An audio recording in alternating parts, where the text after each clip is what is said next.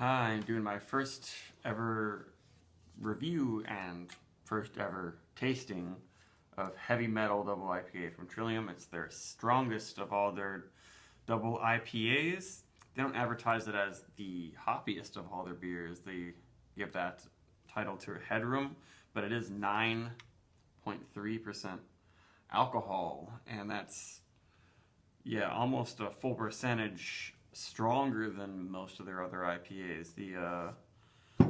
I guess the cutting tile, a lot of the cutting tiles and the dialed ins are about 8.5%, but a lot of their other IPAs are just 8%. This is 9.3 again, and I usually don't go for the IPAs that are this strong. Usually it's just a little much for me. I don't like all that malt and booze. I think it prevents some of the fruitier, lighter, more refreshing qualities of the hops from coming out as well. But I gotta try a new Trillium IPA. This is the first time they've canned it, and it was released yesterday. It uses a bunch of specialty malt that Trillium doesn't usually do in their IPAs. There is the local valley malts, Danko rye, wheat, and triticale, in addition to normal pale malt. And they use Galaxy and Amarillo hops as the stars of the show with this one. And it's real hazy and opaque and grayish. The head is sticking on this pretty well, especially for a really strong beer. A lot of Trillium's really intense, big, in-your-face hoppy beers seem to kind of lose their head. They don't have the best retention, but that's looking really good, and I can smell it definitely. Oh yeah. Yeah, there's lots of peachy notes in this one. Galaxy and Amarillo, I feel like I haven't had too many IPAs that feature those two in specific. And it's like, yeah, really peachy, really mango-y. It doesn't smell very green and dank, marijuana buddy type things aren't really happening in this one. It's cleaner, but I mean, we'll see what happens once I drink it. I remember thinking that Mettle, the little brother of this beer, uses the same specialty grains. I remember thinking that one is really savory and dry, but this smells really fruity. And I'm not getting some of the peppery, minty qualities that I often get from Galaxy hops. It smells rather sweet, but I hope it is at this alcohol content, and it's not just all bitter booze. Yeah, it's a very nice aroma. Maybe there's just a hint of some sort of rye-ish, more savory bread notes, a slight nuttiness maybe in there. But it's definitely got plenty of that candy-ish vanilla sort of thing from the Galaxy and their yeast. And Orange Julius sort of thing. Amarillo, usually I get mostly candied citrus with it, but this one is not too citrus forward. It's got lots of stone fruit flavors coming out. Yeah, it's time.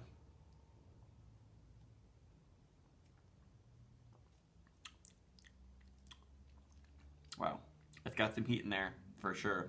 The body isn't massive, but it's got more body than most of Trillium's. Yeah, it doesn't seem like the carbonation is crazy, but wow, there's like a big coconut pina colada sweetness. It's creamy vanilla frosting I get. Wow, that's actually pretty good.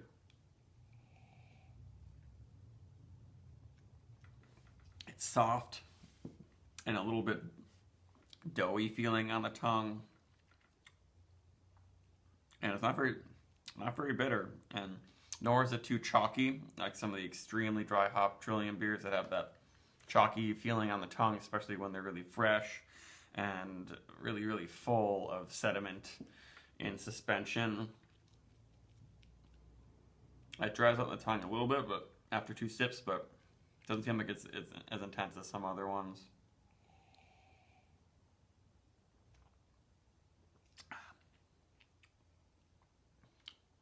And there isn't too much burn in the throat, even though it's definitely got a pile of hops and a lot of booze in this beer. It comes off as a little bit softer.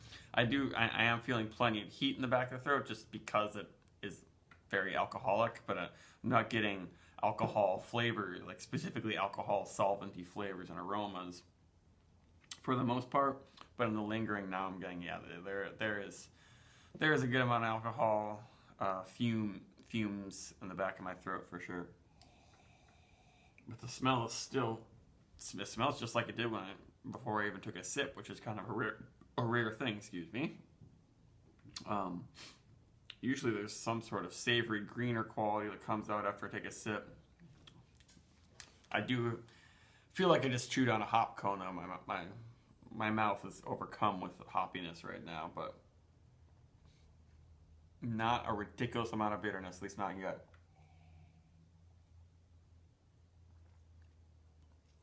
Now, it's just enough of that candy, yeasty flavor and plenty of really ripe tropical stone fruity flavors. Maybe some like clementines. I'm getting some grapefruit bitterness now. A little bit of pithiness is coming in after a few sips. For those people who really want that big punch of hops with a good amount of bitterness in the finish, this is definitely gonna make you happy. This would probably make West Coast IPA lovers happy, unless they're looking for a little bit more, dark caramely malt. This is still super pale, has the classic Trillium look and everything, and there's just a little bit of a savory, nutty, earthy bread note in the finish that I think comes from the specialty grains. But it's really, really, really on the edges. This is taken over totally by just like the way the yeast is fermented, all the sweet malt that they put in this beer more than any of their other IPAs, and it really comes through with nice candy flavors, and really, really coconut, lots of pina colada, as I said, still lingering, but once the heat and the bitterness comes in, I'm getting a little bit more spicy nuttiness. So it's a pretty complex beer. But it's got just enough of that fruit to make me happy. I remember last time I had Mettle, it wasn't my video review, but a couple batches ago, I thought it was way too overly savory. I didn't get as much fruit out of it. Well, this definitely has a lot of fruit and sweet, kind of like pale candy flavors like taffy and vanilla, pina colada, coconut, marshmallow, all that kind of stuff is happening. And it still smells really peachy. Maybe now I'm noticing a little bit of the booze and the aroma as it's sort of overtaking my face, but there's still some lacing and some head sticking on top of there, which is pretty cool. And it doesn't seem overcarbonated. It's not from that.